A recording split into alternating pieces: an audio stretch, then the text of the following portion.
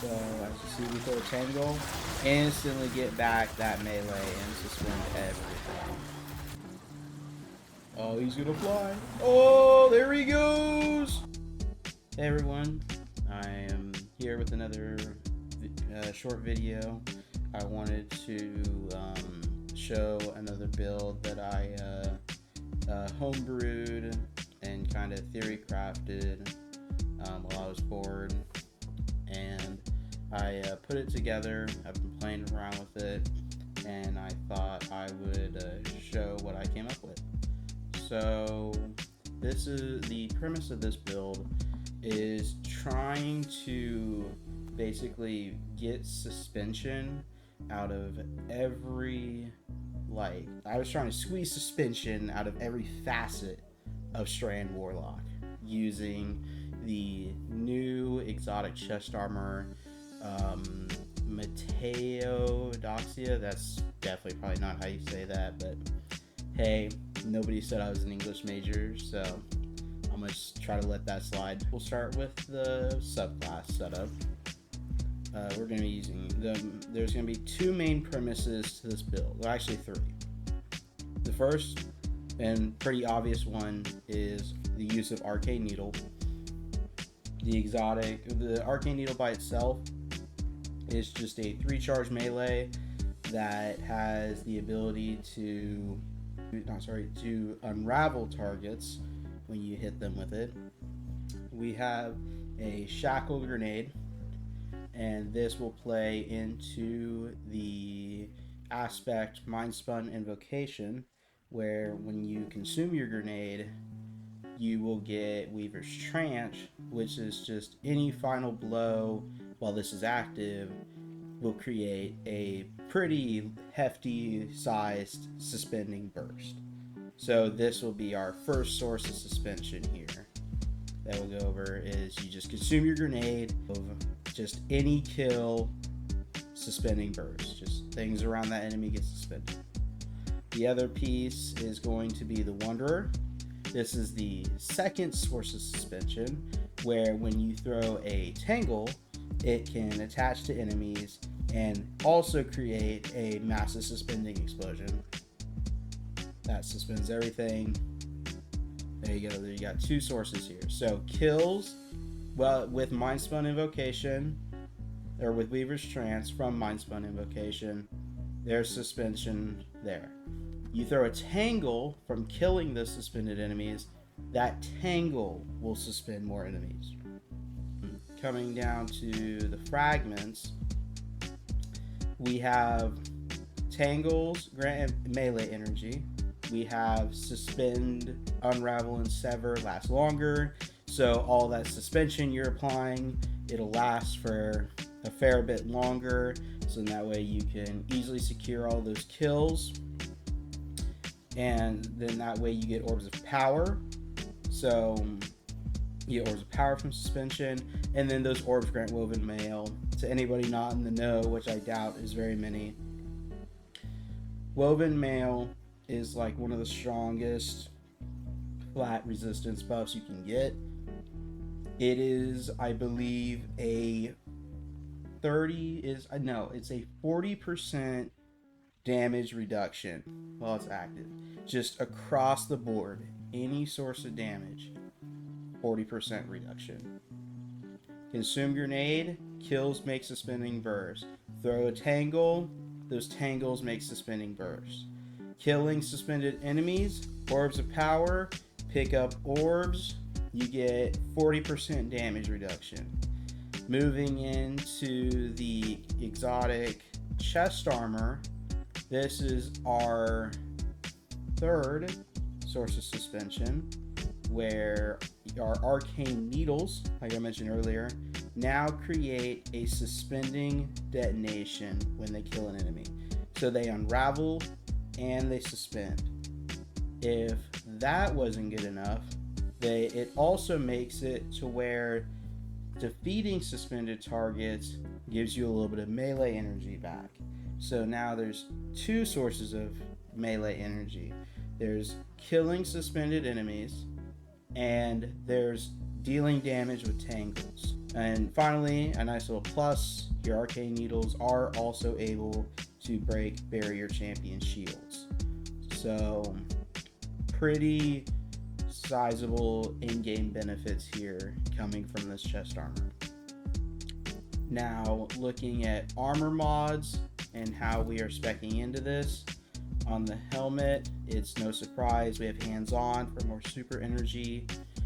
Kinetic Siphon is here because of the choice of weaponry that we'll get to in a moment. I am using the exotic Kvostov for its ricochet bullets, because my idea is you suspend a bunch of enemies and that ricochet bullet will help you clean up quick, just flatline everything around, and then had one extra energy left over, so I threw on Powerful Friends. You could do Radiant Light or Harmonic Siphon if you have a strand weapon equipped that you would like to use. Going into the arms, go figure, heavy-handed, melee kills create an orb of power, and then making damage with powered melee will reduce our grenade cooldown. So more of that Weaver's Trance so you can get more suspension kills. Going into the chest armor, I just did rainbow resistances, and going into the leg armor, I just wanted to get as much ability regen as I could get, and so I did an absolution with an invigoration, and then on top of that woven mail, get health back on orb pickup. And then going into the class item, I just did a bomber and powerful attraction to get more orbs. Now I will say 1-2 finisher you could replace with something else of your choice here. All right, I'm not god of your character. You can do what you want. So here's the gig with 1-2 finisher. I'll be honest. I did it because I was just trying to find as many sources of melee regen as possible. But there's a gimmick with 1-2 finisher, which is that it only works if all of your melee charges are expended. So if you use all 3 needles, then this will give you energy. Otherwise, it will not apply. So if you choose to do a different setup, where let's say you want to use Fawn of Restoration to have your stats up or something, it's totally fine. This was just me trying to play into the melee region as best as I could. For this season specifically, if you want to up the ante going into the artifact, Threaded Blast is available, where destroying a tangle with a strand weapon does create a larger and higher damage explosion. And looking at weapons, so for the kinetic primary, as a guideline, if you want it, there are 3 weapons paired well with strand in the past. I have found success with the exotic Kvostov. As I explained, you'll be making tons of orbs with this build. You'll have Eyes Up Guardian all the time with those ricochet bullets, cleaning up all those suspended targets. The Thorn exotic hand cannon is a tried and true classic for the Weaver's Trance setup, and it is a hard hitting, high damage hand cannon. You really cannot go wrong with it. And with the recent additions on the Necrochasm, I've been hearing great things about it, especially if you get the Catalyst, where you get 1 for Thrall, which is just 1 for all. So it's 1 hit on 3 different enemies. You get a 35% damage bonus. So all 3 of these are great choices. Also, if you want to play with just like keep the strand theme, you could use the Call legendary rocket sidearm. Always a great option. In the energy slot, I am using this specific roll of forbearance, as I'm sure many could understand, for the demolitionist chain. And the reason why for that is because if you send this through a large group of enemies, you can get like an easy 3/4 of your grenade charge. This just gives you tons of grenade energy. I highly recommend playing Onslaught to try and get this. And then finally in the heavy weapon, just because I'm a huge simp for Pro Memoria. I'll keep it real. This machine gun has been strapped on as a heavy weapon for probably 2/3 of the loadouts that I have saved on the game right now. I love this machine gun a lot. It is hard hitting, fast firing, bait and switch, freaking super energy generating. It is beautiful, if I'm being honest. This is a great gun, worth checking out and trying to get.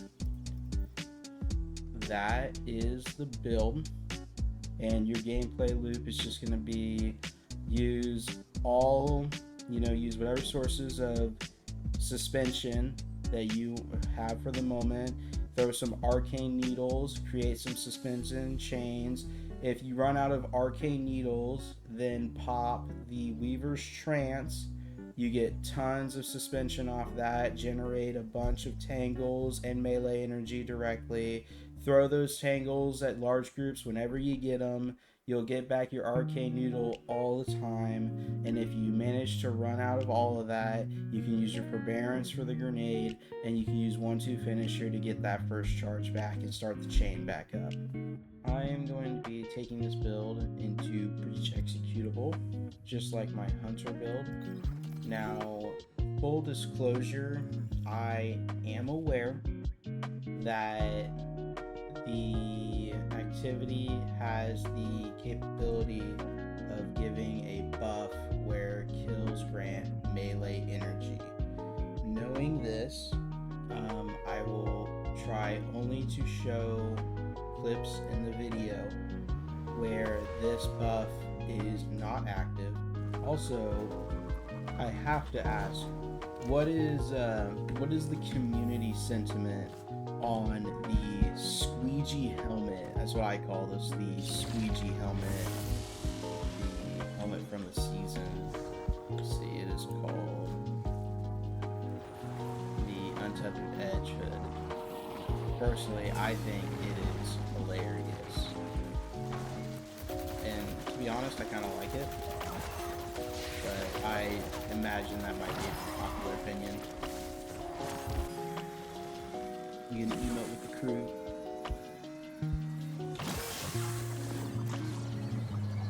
Let's see if any of them fly. Oh, he's gonna fly. Oh, there he goes.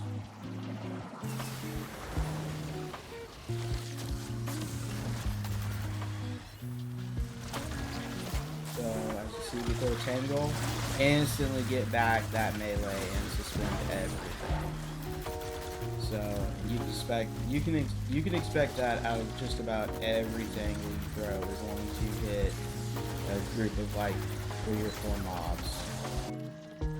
So, admittedly, with this setup, it is true that the armor charge is kind of just a reserve for if we do run out of arcane needles.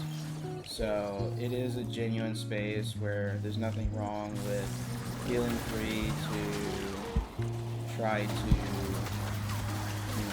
actually make something out of it. So that's the effect of it. We had about only a 3rd charge, and got a full charge back. Go ahead and smash this thing with a piston hammer. I want samples, damn it. Well, bam. Oh.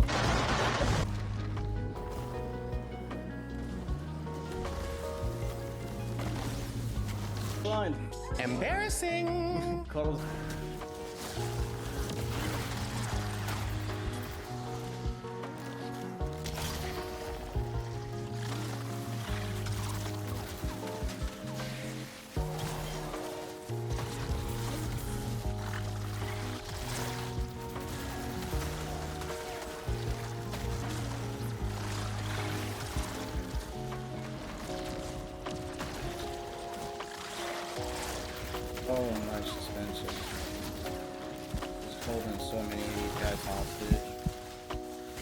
going nowhere. I guess that got Get back here. I haven't even had to use Weaver's Trance yet. There's definitely times that I could have. I mean, the potency between the tangles and the arcane needles is really strong. There's just a really solid loop just going between those two alone. Sooner grenade, 25 seconds of Weaver's Trance. Oh, look at that. Just immediately caught up all those goblins that spawned. Okay. I see how it is. Blind. Embarrassing! Close.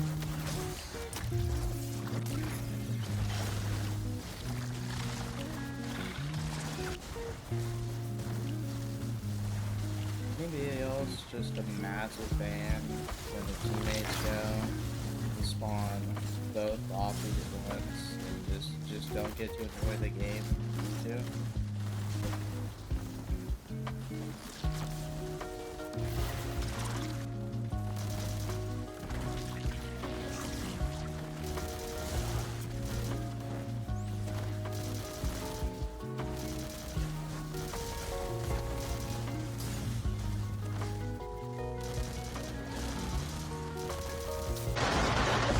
Oh my Cyclops.